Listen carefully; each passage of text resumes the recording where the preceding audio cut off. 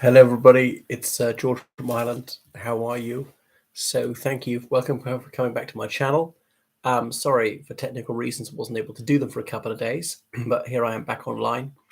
Anyway, when is this much awaited, much vaunted Ukrainian spring offensive?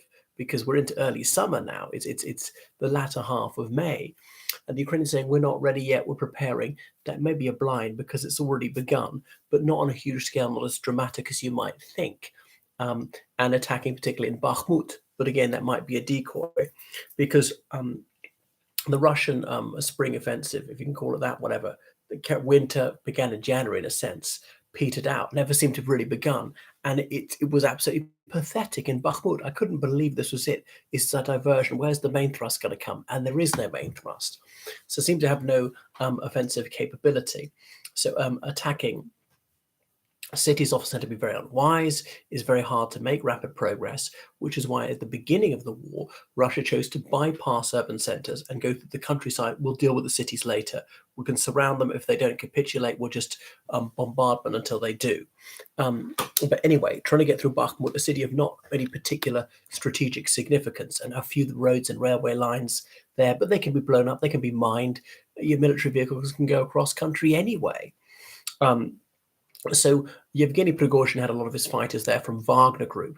Remember, they're actually not part of the Russian armed forces. Not all of them are Russian. Most of them are a few Belarusian, a few Serbian, a few recruited from Tajikistan and Kyrgyzstan, often Gastarbeiter who are in Russia, offered higher wages, offered fast-track citizenship. Russian jailbirds let out early these cons to have their criminal records wiped after 6 full months of service, and Russia's trumpeted the fact they've actually done it to encourage more of them to come forward. But anyway, Prigozhin was saying he was going to pull out of the city a couple of weeks ago if he didn't get more ammunition than he was. Then an extraordinary video of him posing what appeared to be cadavers of his men and saying, the blood is still fresh. There'll be 5 times fewer of these if we provided ammunition, and then saying that Russian troops are running for their lives. He seems to have some sort of permission to say this because you don't dissent well easily in Russia. You could be severely punished for disinformation about the war. Is it a 20-year sentence? But he's quite a big beast. Putin would be reluctant to bring him down. He's been a faithful servant of Putin's for many years. Why was he openly saying this? I thought, is this some sort of elaborate blind to pretend to be retreating when they're actually not, to try and induce the Ukrainians to attack where actually the Russians are quite strong? But it seems to have actually been genuine. And so far, the Ukrainians have made considerable progress. I mean, probably only a few hundred meters, might not seem much, but the Russian campaign has been going forward at a snail's pace. I really mean a snail's pace. They've been going on attacking there since August. So that's almost 10 months. And if they've gone forward about 10 kilometers in that time in Bakhmut, I really think a snail could go faster than that. Wow. So the Russians, for a few months, have anticipated this Ukrainian spring offensive is going to come. The Ukrainians have requested 300 Western tanks. They've got about 230, but they've got all sorts of other equipment. So therefore, the Russians have been digging defense in depth. So several echelons of anti-tank trenches, where machine gun nests to cover if any infantry coming, and barbed wire, sometimes minefields, things like that. Dragon's teeth to stop tanks and other vehicles. So they thought it'd be quite a tough nut to crack, but then leaving gaps in it so they can fight the Ukrainians on ground of their own choosing. But I suppose where the Russians were least expecting it was Bakhmut, where they've been so slow going and therefore didn't dig defenses there because they were on the attack there. And maybe that's why the Ukrainians have chosen to attack there. Again, I suspect this is a diversionary attack from the Ukrainians. They want to misdirect them and probably be a stab down towards the Sea of Azov, break the land bridge between Russia and Crimea, and so on. Incidentally, a train was derailed on its way to Crimea just today, and presumably that was due to Ukrainian action. So it seems to me that the Ukrainian counteroffensive is already underway, but I suspect this is not the main line of attack. We shall see. And it's astonishing that the Russian armed forces have always been so incompetent. They've always surprised people just how ineffective they are.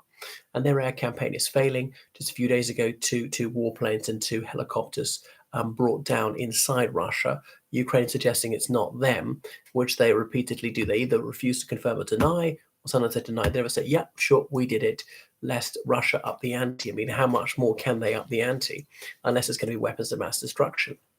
And there was that overnight bombardment of Kiev. Now, the Ukrainians said 30 missiles were fired. They managed to bring down 29 of them. 6 of them were Kinzhal missiles, meaning dagger. Russia's latest missile, hypersonic, it goes something like 6,000 kilometers an hour, so meant to be unstoppable. And so the Ukrainians claim to have brought down 5 out of the 6, which is very impressive if true. Even 1 out of the 6 is quite impressive, because you think the United States will have more advanced air defense kit than what they provided to the Ukrainians. And remember, these Kinzhals, they cost several $1 million a pop. And the Ukrainians claim to have suffered only 3 wounded civilians, no dead civilians at all, would be an ignominious failure. You think that is tens of millions of dollars worth of missiles the Russians have fired. Now, maybe the Ukrainians are exaggerating. Perhaps it was only 15. Perhaps they only stopped even half of them. Maybe the figures are a bit higher than 3 wounded. Maybe there are a few killed. But nevertheless, it was still a very unsuccessful attack for Russia.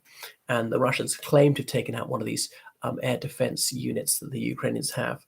So the Russians claim to have destroyed a Ukrainian air defense unit, but there's not much evidence of that. I think that's not true. And the Ukrainians have got to write 3 Patriot air defense batteries, which consists of various components, like whatever the missiles actually fire, the radar system, and something else. I'm not a technical person, as you can tell. And these are very expensive. Many crew up to $1 billion.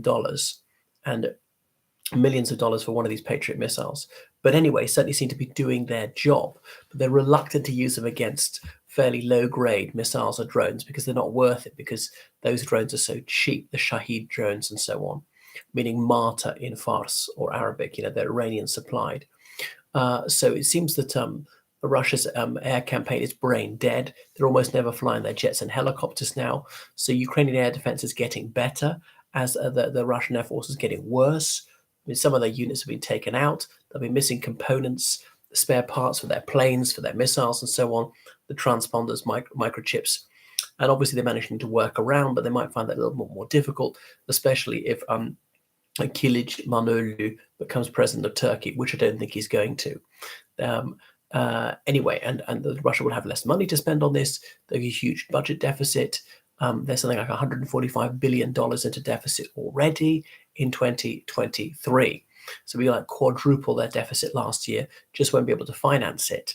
And they have to pay over the odds for certain imports, because other countries are risking secondary sanctions. They just want to make a profit, selling things on they bought from Western countries.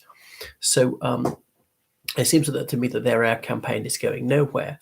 Russia still has numbers, still is quite resilient, has a huge economy. They're drafting hundreds of thousands of people. Can just sheer numbers win them, or just throwing them at the Ukrainians, which they tried in Bakhmut, ultimately without success.